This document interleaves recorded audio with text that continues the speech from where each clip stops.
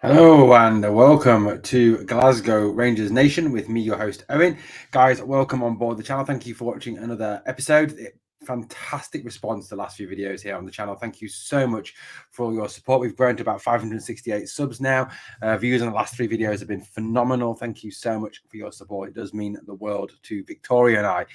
One sort of general bit of housekeeping, however, I've been spending a lot of time seemingly deleting comments from Celtic fans, not just comments, but abuse, threats as well made towards myself.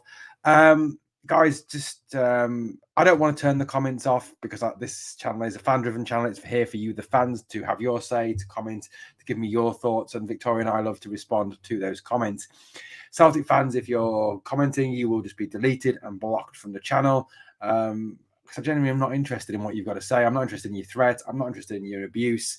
I don't want to know. I really don't want to know. I'm here to talk about Rangers, talk about the club I love. I suggest you go and stick to your own channels, stick to your club, the club you love, and talk about them on your channel. Stay off the Rangers channels. You know, I'm not interested. I will just delete your comments.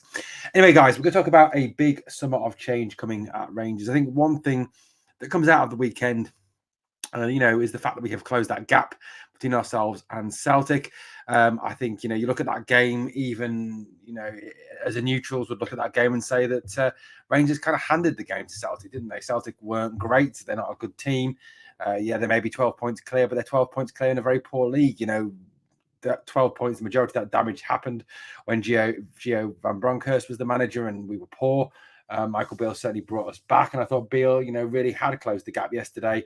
But for those 2 stupid defensive errors, one by Ben Davis and the other one by Sauter and I suppose a combination of Fat McGregor, is very old, and Zimmer frame slightly got in the way of him running for the ball. But I think that obviously handed them the game, and obviously some very dodgy refereeing as well that went on in that game. But you look at that team from yesterday, the team that Michael Beale named, and you look at down that list and you think that yes, there are players on that team that will be here next season, that will still be contributing to the cause next season. But I think there will be a number of new names on that list come the start of next season. I mean, obviously, you've got to look at that. McGregor, I think his days are numbered. I think Tav obviously will be here next season. I think you'll see at least one new centre half playing there, probably alongside Connor Goldson rather than Suter or Davis. I don't think Borna. I think Borna has played well the last couple of games, but I think that you may more likely to see Ridvan there next season. I think Jack, Raskin and Cantwell, that is probably our first choice midfield, even next season. Jack, I think, does need to be offered a new deal. He does provide something that no other player does offer. And I think there is a need there, I think, in the summer, though, to bring up someone who will back up and support him. Obviously, Jack does have his issues with fitness. And certainly the answer isn't Kamara, and it certainly is not Lundstrom. I think as well, Raskin and Cantwell have come in and done very well. Yes, Raskin didn't have the best of games on Saturday. He started off well enough, got that booking, and then kind of shrunk away a little bit. Raskin, I thought, was very good indeed. Dominated the midfield. You didn't really hear a lot from Callum McGregor. Callum McGregor, who, in my opinion, was lucky to stay on the field. The number of fouls that man gave away, and plus the foul language that he directed at one of our players, calling him a very disgusting word beginning with C. I think McGregor should have gone. I really do. Tillman is 20 years old. He's playing his first full season. I think the jury's still out. I'll be honest with you. £6 million is an awful lot to pay for someone. The jury is still out. Obviously, still 2 Old Firm games to go. The semi-final at the end of the month, and then obviously the one at Ibrox whenever that comes. So we've still got a little bit of time to see Tillman and what he will bring. Ryan Kent, I think I'm going to talk a little bit more about Ryan in a moment. Ryan has got to, I think it's the end of his time at Rangers. I think for both parties, it's best that we move on. I'll touch on more of that in a moment. Alfredo Morelos, I think he is out of it. I think he's gone. I think he's finished. I think it's time for Morelos to move on. I think he will move on in the summer. That is strongly what a lot of the media is suggesting in Scotland. A lot of the Rangers media is suggesting in Scotland, and the number of EPL clubs interested in him, that certainly does seem to be the case. McLaughlin, I think, is done. Ridvan, like I said, I want to see more of him. Lundstrom has to go. He's just not the answer. He came on. The first thing he did was run down the line and lose the ball. He's slow. He's ponderous. He passes it sideways and backwards too much. He's not like Raskin. He's not like Cantwell, who wants to go forward. He's too negative for me. Hadji, I think, is someone I do think we need to see more of. I'll talk a little bit about Yanis Hadji as well in a moment. Cholak is not the answer up front. I'm sorry. I know there's a lot of people who like Antonio Cholak, but for me, he is just not the answer up front. He will not score you 25, 30 goals a season. Yes, he can score goals, but that's against teams like Ross County, Kilmarnock, teams like that. You know, that's not the challenge. That's not the difficulty. The chance that it's scoring goals against the old against that lot from across the city. That's what we need to do. And Cholak for me is not the answer. Yes, I think he's a squad player. Yes, he's squad depth, but he's certainly not a starter. Kamara, I think, is done. Scott Wright is done. Fashion, I think we need to see more of Fashion. I would have started with Fashion yesterday. And I'll talk a bit more about Fashion as well. And Arfield, I just think it's time to move on from Scott Arfield. I think he's reached that age where he's kind of ended his useful purpose for Rangers, and you know, perhaps give him a chance to go back to England to play in League One or the Championship, more his level, I think, now. And that for me is looking at that team, guys. There will be a lot of change coming in the summer. Now, I want to talk about this man here, Ryan Kent. Now, Ryan Kent is someone who I have stuck up for all season. I've defended him. I've backed him. You know, I've talked about his positives, what he brings to the team. I've been a fan of Kent. Look, ever since the 55 title season and since he came into the team, been a big fan of Ryan and what he brings to the team. But look, let's take a look at his stats. Let's first of all take a look at his stats before I give you my opinion on him. You know, you can see there, can't you, a steady decline in his numbers. 2018, 2019, 6 goals, then up 2019, 2020, 7 goals. 2020, 2021, 10 goals, then 2 goals last season, 3 goals this. 8 assists this season, 8 assists the previous season, so 11 goal contributions this season, which is under what Fashion has contributed this season. You know, that top season, 2020, 2021, 19 goal contributions. That was when he was at his best. It's been downhill since then. Hasn't been great. You know, previous season, 3 yellows, 1 red. This season, 3 yellows. Again, for me, he's just lost it. He's not the same player he was. He doesn't scare anybody anymore. He's going to take a shot. He's going to inevitably go wide or straight at the keeper or fly over. He's just not the same player. You know, you go back and you look at the 55 season and you look at how he played then, and he terrified the bejesus out of Celtic, didn't he? You know, he went at them, he scared them with his pace, his strength, his power, his skill.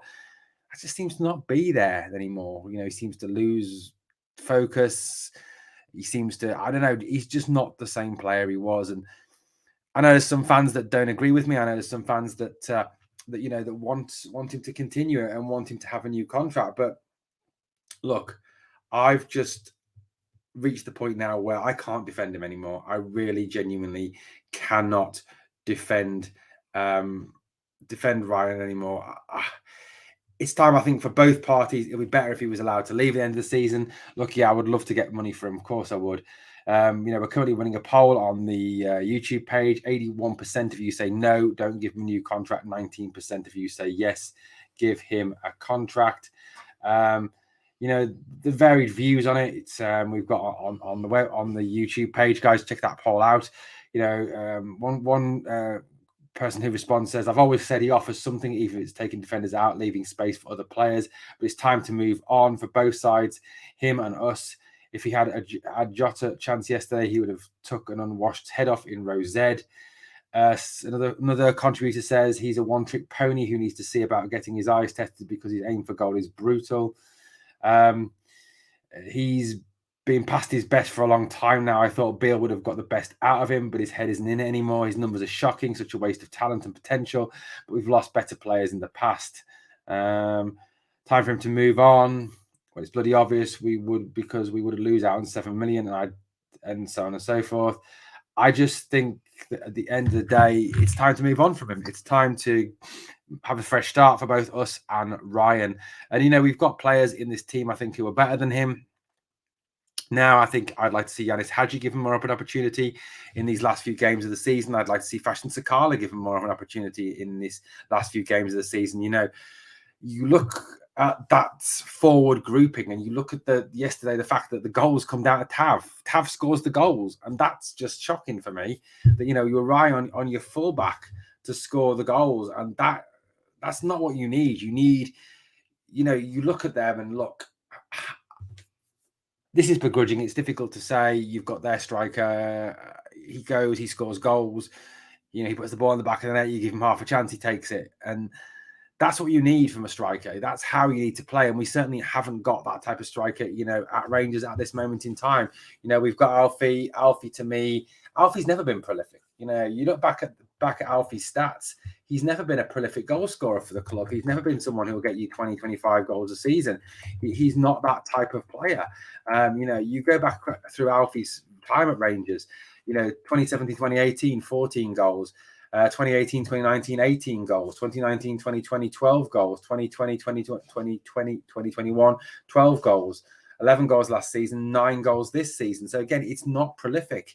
Antonio Cholak, he can do it against the teams that are bottom of the league, and that's something that, Malmo fans will tell you, that he could score against the teams lower down, but he couldn't do it against the teams at the top. And I think he's not going to do it against Celtic. He's not going to be the player, who's going to score you regularly, going to score you goals. He's not going to get you 25 to 30 goals a season against, and especially with goals coming against that lot from across the city. So I don't think we've got the answer at this moment in time. We do need to buy some strikers in the summer, but I think there are players who can come in and contribute up front with whoever is up there at this moment in time. And I think there's enough there at this moment to put together a front three that is going to be threatening going forward for the rest of the season. I would personally go with Tillman up front. I'd play him as a false nine. I'd play Sakala one side, Hadji the other side. I think that could be an interesting combination, an interesting way to play. You've got players there that are infinitely skillful, they're intelligent, that can move well. Fashion, you could argue, is not always intelligent. He has those moments when he just doesn't look like he knows what he's doing. But he is a very fine player. He's fast. He's quick. He'll take a chance if he's presented with it. I always say about Fashion that if he's just asked to do something and he goes and does it straight away, he's outstanding. And if he gets too much time to think, he kind of struggles a little bit. He reminds me of Andy Cole from that aspect.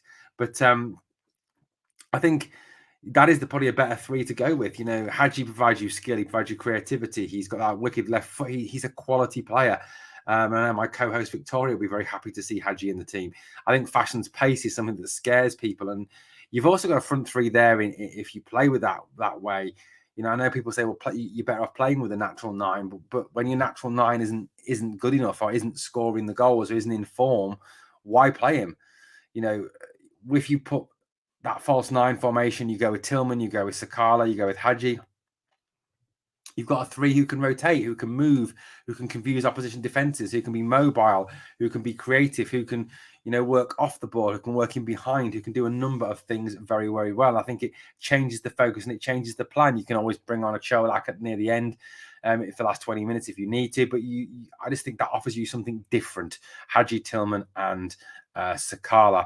I think, like I said, we need to start looking at players now that are going to be here next season. We're going to need to start looking at players that could be difference makers for Rangers down the line, in 2022, 2023, next season.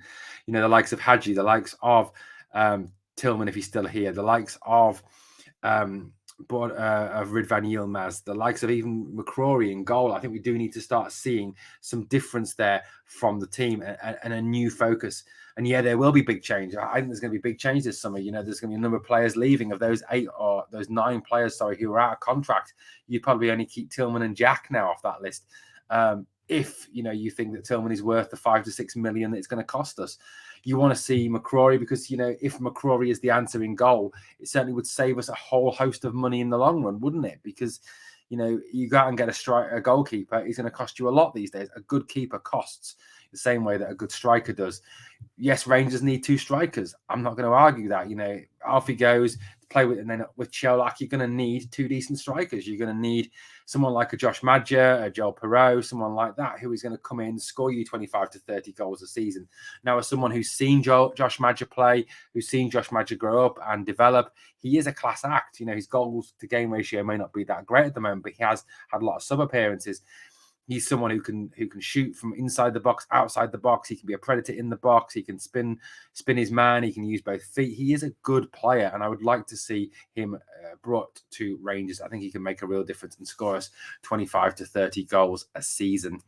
Well, guys, there is change coming. There needs to be change coming, and I think no matter what happens the rest of this season. And look, There's nothing I want more than to beat them twice now, at least finish the season off, beat them at Ibrox. Don't let them win at Ibrox, and win that semi-final, so we take their treble away when we win and retain our Scottish Cup. So we're not leaving this season with nothing. Yes, that's what I want. Yes, that is one ideal world, but it's not really about this season anymore. I think Michael Beale kind of said, didn't he, when he came in, it was about managing through to the end of the season.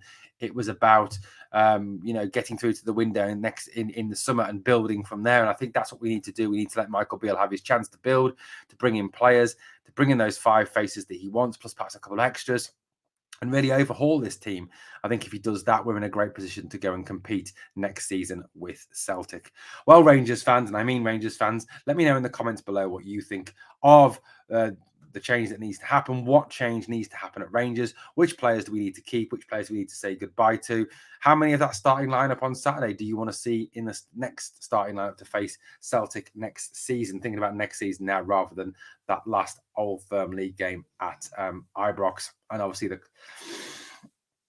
Cup semi-final at the end of the month. Thank you so much for watching, Rangers fans. It's been a pleasure speaking to you, as always, here on the channel on Glasgow Rangers Nation. This is your channel, obviously bringing you daily Rangers content, daily Rangers news. Thank you so much for watching. I'll be back to speak to you again very soon here on Glasgow Rangers Nation.